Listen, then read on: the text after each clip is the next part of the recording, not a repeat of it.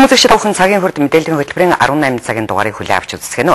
За өнөөдөр дэлхийн олон улсад тулгараад байгаа үнийн өсөлт инфляцийн сөрөг нөлөөг иргэдийн ахуй амьдралд хэрхэн зөөлөн байлгах талаар бодлого тодорхойлогчид хэлэлцлээ.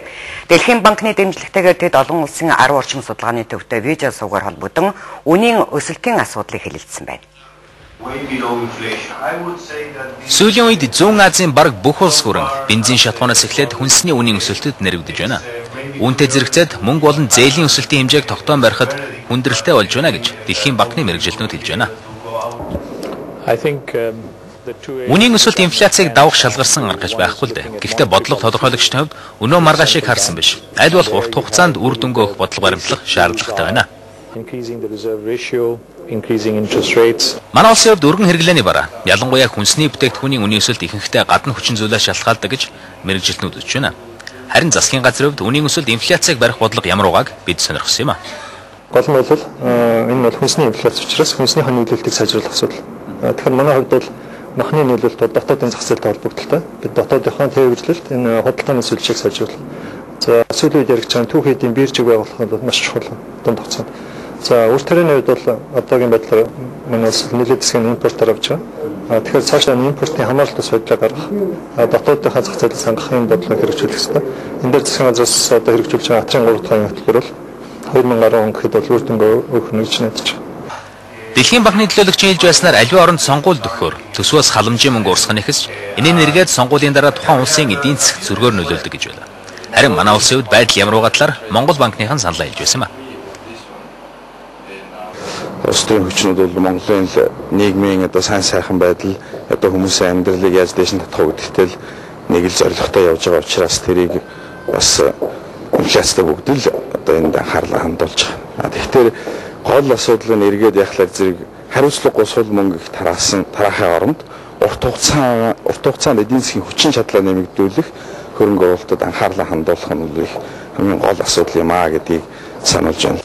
Дэлхийн банкны энэхүү видео хурлыг бодлогын төвшөнд шин санаа авах, бусад орны туршлагаас суралцах, хуваалцах тал дээр үр дүнгээ өгнө гэж зохион байгуулагчид хэлж байлаа. Гэхдээ мэдээж эцсийн үр дүн нь аливаа үнийн өсөлтөд шууд нэрвэгдэх ядуу болон бага орлоготой иргэдэд анхаарал тавьснаар хэмжигдэнэ гэдгээр мэргэжилтнүүд санал нэгтэй байсан юм а. Та бүхэнд долгионы бэлтгэсэн өөр нэгэн сурвалжлагыг үзүүлье. Хүн амын эрүүл мэндийн нэгдсэн сантай болох нь олон нийтэд эмнэлгийн үйлчлэгийг ойртуулах сайн талтай гэж Дэлхийн эрүүл мэндийн байгууллагын Монгол дахь төлөөлөгч хэллээ. Тэрээр гадаад эрхийн сайттай уулзах үеэр энэ талаар хүндээ ярьсан байна. Шилжилтийн үетэй харьцуулахад олон нийтийн эрүүл мэндэд тавих анхаарал сайжирсан гэж Ноён Хейген дүгнэлээ. Гэхдээ өсвөр үеийнхний тамхи татах болон доохын таргалтай холбоотой байнга анхаарал тавих асуудал урган гарч иж байгаа гэж тэрээр мөн хэлж байсан юм. Ноён Хейгний хувьд сүүлийн 8 жилийн турш Дэлхийн эрүүл мэндийн байгууллагын манай улс дахь салбарыг удирдсан бөгөөд түүний ажиллах хугацаа удахгүй дуусаж байгаа юм а.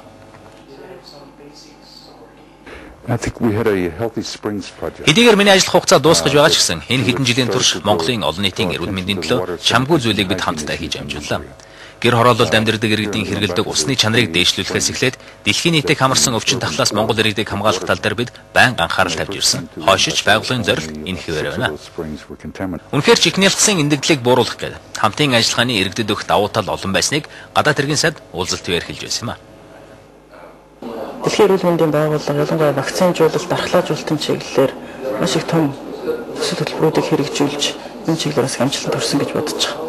За Сүрьеэс урьдчилан сэргийлэх чиглэлээр ч гэсэн бас томоохон төсөл хөтөлбөрүүдийг бол хэрэгжүүлсэн. Иргэдэд тавих эрүүл мэндийн хяналтыг сайжруулах, иргэдэд ойр эрүүл мэндийн хөтөлбөрийг хэрэгжүүлэхдээ дэлхийн болон олон улсын байгууллагын туршлагыг ашиглах нь өгөөжтэй талаар асуудал уулзалтын үеэр анхаарал татаж байлаа. Хэрэв Монголын талаас дэмжвэл эрүүл мэндийн нэгдсэн сүлжээ байгуулахад Дэлхийн эрүүл мэндийн байгууллага дэмжихэд бэлэн гэдгийг Ноён Хейген мөн хэлж байсан юм а. Энэ удаагийн улсын хурлын сонгуульд анх удаа иргэний нийгмийн хяналтанд ор явагдах боллоо. Шудраг сонгуулийн төлөө хяналтын систем бий болгож байгаа санамжижигт өнөөдөр сонгуулийн ерөнхий хороо болон шудраг сонгууль иргэний нийгмийн хяналт сүлжээнийхэн гарын үсэг зурсан байна. Сурвалжлагыг Отон Туяа бэлтгэлээ.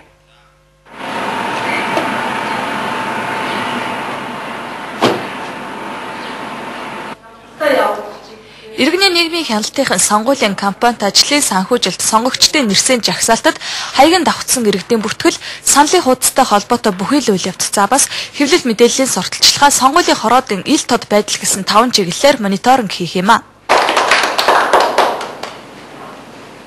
Энэ удаагийн сонгуулийг аль болохоор одоо олон нийтэд ил тод нээлттэй за мөн одоо сонгогчдын өргөн хяналтанд ор ийм шудраг ардчилсан сонгуул явуулахыг хичээж байгаа. За сонгуулийн ерөнхий хороо 2 жилийн өмнө энэ зорилгоор гадаад дотоодын олон байгууллага хамт олонтой хамтарч ажилласан. За түүний нэг нь бол нээлттэй нийгэм хүрээлэн юм. Иргэний хяналт анхудаа орж ирж байгаа гэдэг утгаараа энэ удаагийн сонгуул ил тод байх бас нэг найдлага төрүүлж байна. Сонгуул ил тод байх тусмаа шудраг явагдах үндэслэл нэмэгдэх учиртай иргэний нийгмийнхэн бүрэн хэмжээгээр хяналт тавихад сонгогчдын нэрсийн жагсаалтыг эцсийн хувилбараар гар дээрээ авсан байхыг хүсдэгэ. Гадаадын олон оронд ч ийм хяналт байсаар ирсэн. Харин манайд сонгогчдын нэрсийн жагсаалтыг хувилахыг хуулиар хориглосон учраас иргэний хяналтынд хүндрэл учруулах тал бас байгаа юм а. Хуулийн зааснаар бол нэрийн жагсаалтыг уулбарлахыг хориглоно гэж заасан байгаа л да. Тэгэхээр яг энэ заалтыг бүрээд бид нар бүтнээр нэрийн жагсаалт авах боломжгүй байлаа. Тэгээд сонгуулийн ерөнхий оронтой ерөнхийдөө тохиролцоод зөрчилтэй байгаа буюу тий хаягийн олон хаягтай хаягийн давхцалтай байгаа тэр хүмүүсийн нэрийн жагсаалтыг Баян зүрх зөвхөн 22 дугаар дүрэг дээр бид нар бол энэ аваад мониторинг хийе гэсэн юм тохиролцоонд хүрсэн байгаа. Тэгснэр бол 22 дугаар дүрэг дээр одоо ядаж тий нэрийн жагсаалтаар ямар нэгэн бодлон гарахгүй нөхцөл үүснэ гэж одоо бид нар бодож байгаа тий найдаж байгаа. Энэ дээрээ ч гэсэн одоо ямар үр дүн гарах нь гэдэг дээр бид нар бас давхар хяналт тавья явна л да. Шудраг сонгуулийн төлөө иргэний нийгмийнхэн эхний ээлжинд сонгуулийн тойргийн хороодод намын харьяалал ямар байгаа талаар мониторинг гаргасан байна. За бүх нам эвслийн төлөөлөл тойргийн хороодод тэгш багтах ёстой гэж хуулинд заасан байгаа. За энэ судалгааг хамгийн товчоор базаж хэлбэл нийт 26 хорооны 18-д нь хувьсгалт намынхан дараагаар ажиллаж, ардчилсан намынхын дийлэх хувьд нь нарийн бичгийн даргын үүрэгт ажил хүлээжээ. Өөрөөр хэлбэл сонгуулийн тойргийн хороодод ажиллах 286 хүний 67% нь энэ хоёр намаас бүрдэж, бусад нам эвслүүд ганц хүнээ л тойргийн хороонд оруулсан байна. Хяналт тавьсан байгаа. Тухайн тойрогт яг хэдэн хүн саналаа өгөх боломжтой гэдгийг мэдэхгүйгээс олж сонгуулийн гол бодлын үүсдэг. Сонгогчдын нэрсийн жагсаалтын мониторинг төслийн хүрээнд улсын хурлын 22 дугаар тойрог буюу Баян зүрх Налайх дүрэгт судалгаа хийсэн байна. Манай улсын хэмжээнд нийт 116 мянга гаруй хүн 430 мянган хаягт дээр бүртгэлтэй байдаг гэсэн тооцоог өнгөрсөн 5 дугаар сард гаргасан.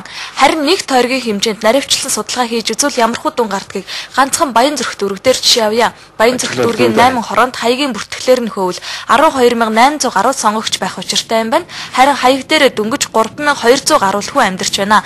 4 дахин зөрүүтэй тоо эндээс харагдаж байна. Зөвхөн хаягийн бүртгэл давхардталтаагаас гадна 2 настай хүүхдийг 20 гарсан настай гэж бүртгэж сонгуул өгөх хэрэгтийн тоонд оруулсан тохиолдол ч энэ дөрөвт гарсан байна. Жишээ нь Баян зүрх дүргийн 16 дугаар хороод дээр сүүний 27 дугаар байрны дугаар тоотын 2006 онд төрсэн охиныг 1987 онд төрсэн гэд бичсэн байсан. Бас мөн 13 дугаар хороо дүүргийн дугаар гудамжны 96 онд төрсэн одоо мөнхцөг гэд охиныг 1975 онд төрсэн гэд гэх мэтчлэнгийн ийм юунууд бол гарч ирсэн. Хаяг дээр хэдийгээр байдаг ч гэсэн энэ хүн маань сонгуулийн насанд хүрээгүй гэсэн иймэрхүү асуудлууд бас гарч ирсэн. За энэ бол ганцхан дүүрэг дээр хийсэн мониторингийн дүн. Монгол орон даяар нэг бүрчлэн явбал энэ тоо хэд дахин нэмэгдэх нь тодорхой. Хаягийн бүртгэлийн давхардал насаа нэмж бүртгүүлсэн хариуцлагагүй буруу хэнийх вэ гэдэг асуултад иргэний бүртгэл мэдээллийн төвөгж сонгуулийн ерөнхий ороо тайлбарлаж байгаамаа. Сонгуулийн ерөнхий орооныхны хувьд санал авах өдрөөс 15 хоногийн өмнө буюу 6 дугаар сарын 14-ний дотор үнэн бодит нэрсийн жагсаалтаа эцсийн байдлаар гаргаж өгөх гэдэг даалгаврыг холбогдох байгууллагуудад өгөхөр болоод байгаамаа. Ганцхан